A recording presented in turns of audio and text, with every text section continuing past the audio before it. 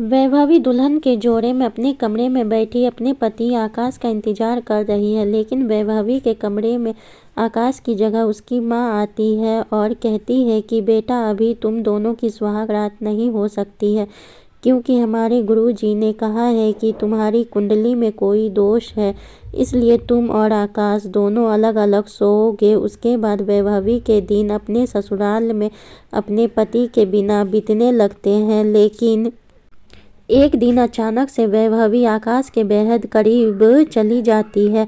वैभवी को अपने इतने करीब देखकर आकाश एकदम से घबरा जाता है और वहां से भाग जाता है। वैभवी आकाश को इस तरह से भागता हुआ देखकर एकदम से हैरान हो जाती है। आकाश ने ऐसा क्यों किया? माँ, पापा, आप लोग क्या कर रहे हो? आप मेरी शादी के लिए लड़की देख रहे हो। आपको पता है ना कि मैं शादी नहीं कर सकता। मैं वैभवी से तो क्या किसी का भी दुल्हा नहीं बन सकता हूँ। फिर आप लोग मेरी शादी क्यों करवा रहे हो? जो राज आप लोगों ने पूरी दुनिया से छुपा कर रखा है वह सबके सामने आ जाएगा। तभी आकाश की माँ कहती है, अरे बेटा, तू क्यों परेशान हो रहा है? हम जो कुछ भी कर रहे हैं तेरी भलाई के लिए कर रहे हैं। तू हमारा इकलौता बेटा है और हम दुनिया में बदनाम नहीं होने देंगे। तू बिल्कुल चिंता मत कर। हम लोगों ने तेरी शादी सोच समझकर वैभवी के साथ तय कर दी है और आगे क्या करना है हमने वह भी सबसे पहले सोच लिया है।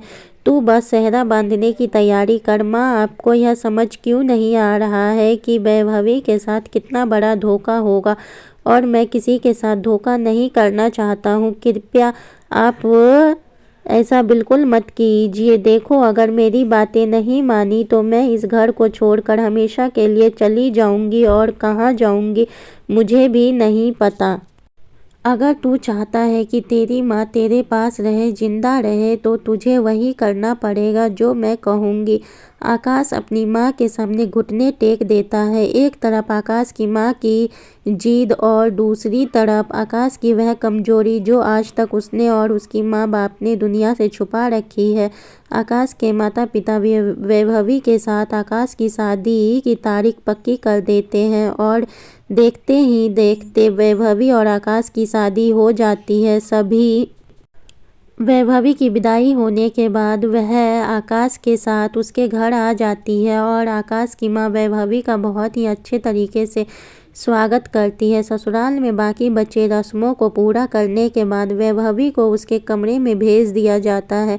वैभवी के कमरे में जाने के थोड़ी देर बाद ही वैभवी की सास उसके कमरे में आ जाती है और कहती है, देखो, मुझे पता है कि आज तुम्हारी और आकाश की सुहाग रात है, लेकिन हमारे गुरुजी ने कहा है कि तुम्हारी कुंडली में कोई दोष है। अगर तुम्हारा और आकाश का मिलन हो गया तो वह आकाश के जीवन के लिए खतरा होगा, इसलिए तुम्हारी और आकाश दोनों की सुहाग रात अभी नहीं हो सकती है। तुम और आकाश दोनों अलग अलग कमरों में सोओगे जब तक तुम्हारा कुंडली में दोष खत्म नहीं हो जाता है। वैभवी सिर्फ अपनी सास की बात सुनती रही। उसने कुछ नहीं बोला और उसने चुपचाप से अपनी गर्दन हिला दी। फिर वैभवी की सास वैभवी को उसके बिस्तर पर आराम से लेटा कर जाती है। वैभवी अगले दिन नहा धोकर पूजा पाठ करके अपने सास ससुर के पैर छूती है। तभी वैभवी वहाँ पर देखती है कि आकाश भी वहाँ पर बैठा हुआ है। फिर वैभवी जल्दी से आकाश के लिए नाश्ता बनाकर ले जाती है, लेकिन जैसे ही वैभवी आकाश के सामने नाश्ता रखती है, आकाश वैभवी को देखकर एकदम से घबरा जाता है और वह वहाँ से उठकर चला जाता है। आकाश के इस तरह के बर्ताव करने की वजह से वैभवी थोड़ी सी निराश हो जाती है। वैभवी को मायूस होता देखकर वैभवी की सास उसके पास आकर कहती है कि बेटा, मैंने तुम्हें कहा था ना कि हमारे गुरुजी ने कहा है कि तुम दोनों को अलग अलग रहना है, इसलिए तुम्हारे पास आने से वह उठकर चला गया। तुम परेशान मत हो, बस कुछ ही दिनों की बात है, सब ठीक हो जाएगा। वैभवी फिर चुपचाप से अपने ससुर को नाश्ता करवाने लगती है। वैभवी के एक एक करके दिन आकाश के बिना निकलते हैं।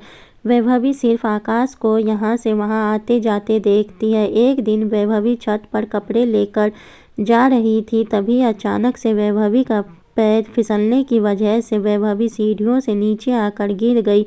वैभवी जैसे ही गिरी वह अचानक से बेहोश हो गई। वैभवी को बेहोश देखकर आकाश एकदम से घबरा गया, क्योंकि उस समय घर पर कोई भी नहीं था। उसके मम्मी पापा किसी काम से बाहर गए थे। आकाश जल्दी से वैभवी को अपनी गोद में उठाता है और उसके बिस्तर तक लेकर जाता है।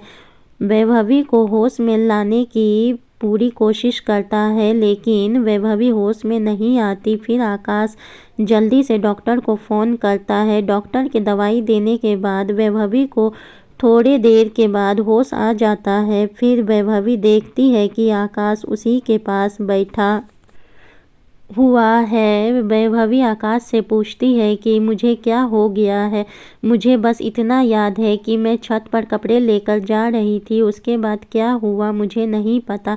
तभी आकाश ने वैभवी से कहा कि तुम सीढ़ियों से गिर गई, इसलिए तुम अब आराम करो, तुम्हें बहुत ज़्यादा चोट आई है, तुम अभी कई दिनों तक चल फिर नहीं पाओगी। आकाश को देखकर कहती है कि आपको तो गुरुजी ने मेरे पास आने से मना किया था न, तो फिर आप मेरे पास क्यों आ गए। तभी आकाश वैभवी की तरफ देखता हुए कहता है, हाँ गुरुजी ने कहा तो था, लेकिन घर पर इस समय माँ पापा कोई भी नहीं है। इसी हालत में तुम्हें अकेला नहीं छोड़ सकता हूँ। माँ पापा को आने में 3 से 4 दिन लग जाएंगे। मैं ही तुम्हारी देखभाल करूँगा। आकाश वैभवी की बहुत अच्छी तरह से देखभाल करता है। वह वैभवी को अपने हाथों से खाना खिलाता है, वैभवी को दवाई खिलाना, उसके बालों में कंघी करना, वैभवी के कपड़े बदलवाना, सभी काम आकाश अपने आप ही करता है। वैभवी धीरे धीरे करके वह आकाश के इस अच्छे व्यवहार की तरफ खींची जा रही थी। एक दिन आकाश वैभवी के पास आता है और कहता है कि अब कोई परेशानी नहीं होगी, आज रात को मम्मी पापा वापस आ जाएंगे। और आकाश की बात सुनते ही वैभवी सोचती है कि मम्मी पापा के आते ही मुझे और आकाश को अलग अलग रहना पड़ेगा। चलो कोई बात नहीं। फिर आकाश वैभवी के लिए रसोई में कुछ खाने के लिए बनाने लगता है। तभी वैभवी को बाथरूम जाना होता है, लेकिन वह आकाश को आवाज़ नहीं लगाती और अपने आप ही जाने की कोशिश करती है। लेकिन जैसे ही वैभवी बिस्तर से उठने की कोशिश करती है तो वह अचानक से फर्श पर गिर जाती है। वैभवी के गिरने की आवाज़ सुनकर आकाश भागा भागा आता है। वैभवी को गिरा हुआ देखता है, जल्दी से उसे अपनी गोद में उठाता है और उठाकर उसके बिस्तर पर लेटाता है। लेकिन जैसे ही आकाश वैभवी को गोद में उठाता है तो वैभवी आकाश को देखती ही रहती है और अचानक से आकाश को अपनी तरफ खींच लेती है। आकाश वैभवी के इस व्यवहार से एकदम से घबरा जाता है। वह कहता है कि वैभवी क्या कर रही हो, वैभवी मुझे छोड़ो। वैभवी आकाश को उस समय छोड़ देती है, लेकिन तभी अपनी आंखों में आंसू भरकर आकाश से कहती है, आकाश क्या मैं तुम्हें बिल्कुल भी पसंद नहीं हूँ, तुम मुझे से दूर दूर क्यों भागते हो। अगर मैं तुम्हें पसंद नहीं तो तुम मुझे बताओ, मैं यहाँ से हमेशा हमेशा के लिए चली जाऊँगी। वैभवी के आंसुओं को देखकर आकाश कहता है, नहीं वैभवी तुम गलत समझ रही हो, मैं वैसा नहीं जैसा तुम समझती हो। मैं तुम्हारे लायक नहीं हूँ वैभवी, लेकिन मेरे माँ बाप ने तुम्हारी शादी ज़बरदस्ती करवा दी है। मैं क्या करूँ, मैं तुम्हें बता नहीं सकता। वैभवी हैरान होकर पूछती है, क्या नहीं बता सकते हो, मुझे बताओ और क्या हुआ है, मुझे क्या नहीं बता सकते हो, बताओ मुझे। आकाश तुम क्यों मुझसे भागते हो, तुम मेरे लायक क्यों नहीं हो। तभी आकाश एकदम से चिल्ला कर कहता है, क्योंकि मैं एक किन्नर हूँ। किन्नर का नाम सुनते ही वैभवी एकदम से चौंक जाती है और कहती है, क्या, लेकिन मुझे यह बात किसी ने क्यों नहीं बताया।